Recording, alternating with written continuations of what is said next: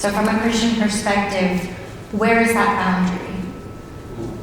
Yeah. Well, different Christian traditions would answer differently.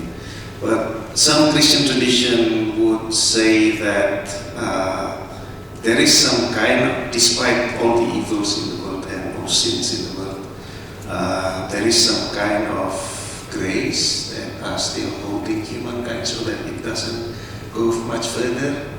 Not every Christian theologian would accept that perspective, but there is such kind of idea. Many other Christian theologians would say human freedom is in the realm that is so much more spacious. So by grace, do you mean there is maybe some level of divine intervention? Yeah, which limiting. Limited? Which, limiting. Okay. And Omer, what would you say? Are there limits to free will? And if so, in Islam, what would they be? Yes, there's certainly limits to free will. That's one thing. Well, our power is as far as our arm reaches. That's the reality. It's not just from Islamic point of view, it's philosophically. That's the reality as well. We are very limited beings. There are certain things that we cannot do.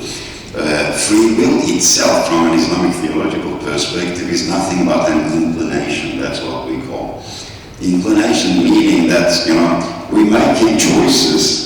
So we're inclining towards all the possibilities that God offers us. And once we make the choice, He creates that choice. That's the way we look at it.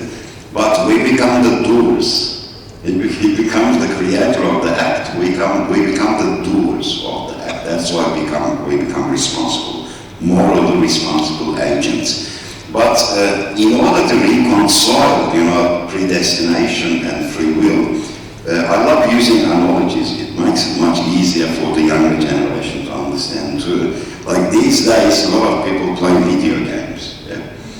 And I say, imagine that you have this avatar in the video game. You got the controls.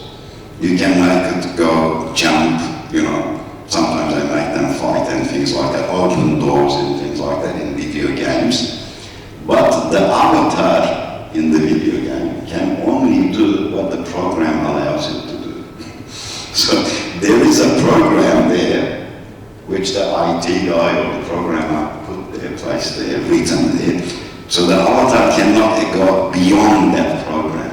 I think the universe is like that too. God made the universe with a program which we call, Islamic tradition, we call sunnatullah, which is natural laws in English. But we say they're the laws of God. So He put those laws there. He gave us certain flexibilities to choose things and act in a certain way, but we are limited when you think about it, like that avatar. There are certain things that we cannot do. We have to move within that program, divine program.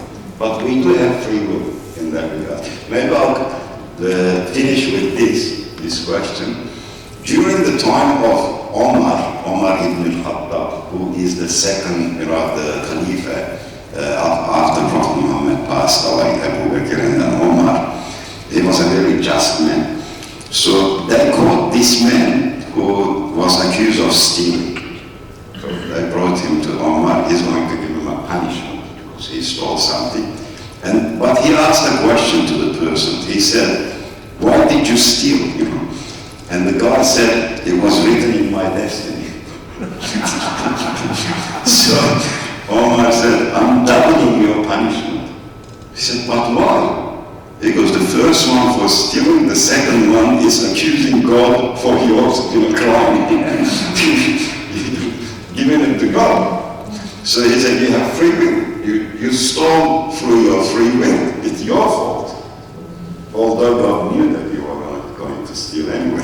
So that's a different thing. So that's the way we look at destiny and free will. Thank you both so much for those interesting responses.